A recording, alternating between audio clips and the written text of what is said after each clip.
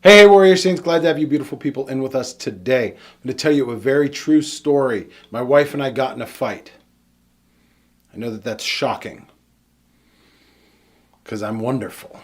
So how could we get in fights? Because the reality is, this is what happens in life, right? It's people say things, they don't always understand what's actually being said, they don't always agree with what's being said, and that's when the fight starts.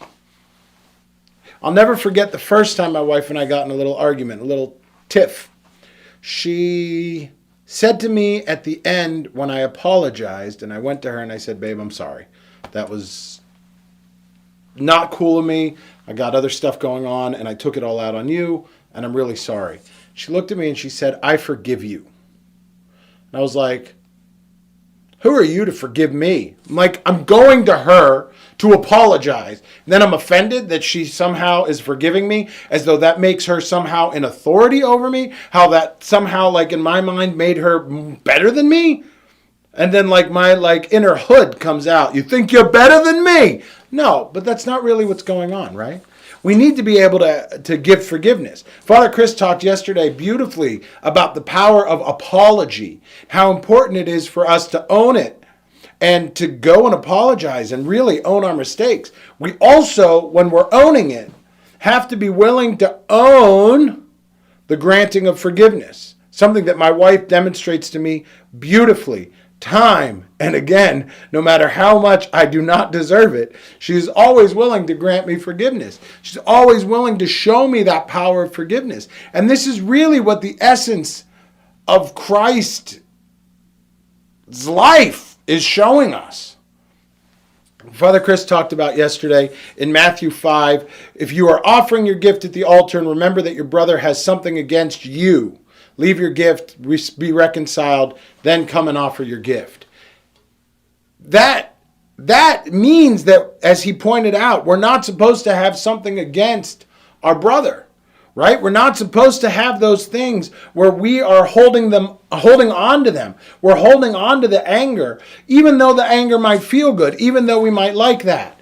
Christ goes on in Matthew chapter 6, as he continues the Sermon on the Mount, and we hear, if you forgive men their trespasses, your heavenly Father will also forgive you. If you do not forgive men their trespasses, neither will your Father forgive your trespasses. And it's always interesting, it strikes me, there's a caveat going on, right? It's like, if you want this, then you got to do this.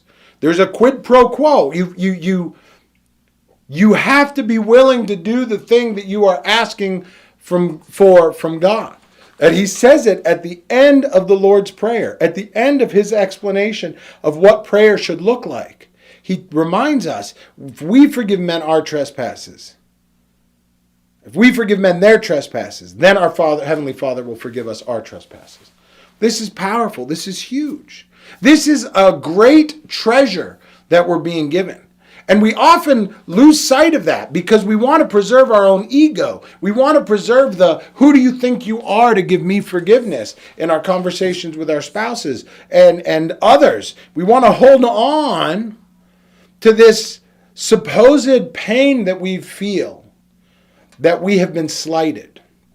And there are times where we have been slighted and we should hold on, or at least be wise about it. But the granting of forgiveness is a much greater gift than anything else. It's this beautiful treasure. Not the treasures that we think, the treasure of ego preservation. And Christ talks about this later in Matthew's 6th chapter. And he says, do not lay up for yourselves treasures on earth, where moth and rust consume and thieves break in and steal. Lay up for yourselves treasures in heaven. Where your treasure is, there your heart will be also. Are you holding on to these treasures that is your ego? By not giving forgiveness, by not letting it go, by holding on to it, clouding yourself, shrouding yourself in darkness, clouding yourself in this it takes a lot of work to hold on to stuff. It takes a lot of work to not be willing to give forgiveness. But Christ is showing us that if we're laying our treasure in our ego, then that's where our treasure is going to stay. And if we're laying up for ourselves our treasures in heaven, which is granting forgiveness, giving that letting go a little bit of the stuff that we're holding on to that we think we need to preserve ourselves, then our heart will also follow and go where it needs to go, heavenly, if you will, or at least on our eyes following, getting out of that darkness, not being shrouded, not being covered, not being blocked by this self-preservation, and allowing ourselves to see the world more clearly. We hear this beautifully in St. Paul's letter to the Romans. Let us cast off the works of darkness, put on the armor of light. Let us conduct ourselves becomingly as in the day. We're called out of darkness into a marvelous light. We hear that in 1 Peter. You are a royal priesthood, a holy nation. If God has called you out of the darkness into a marvelous light, we're called to live and walk then as servants of the light, as St. Paul says elsewhere. We're called to be in the light, not shrouding ourselves in darkness because we're unwilling to forgive others, because we're so concerned with preserving our ego that we lose sight of it. But that's what crucifixional living is all about.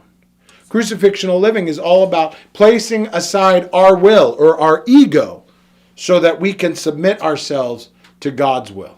And we want you to join us on our path where we're trying to do that. Visit us at warriorsaints.org. Get on the way of the warrior saint. We'll be back again tomorrow, and until we see you then, you keep walking on the way of the warrior saint.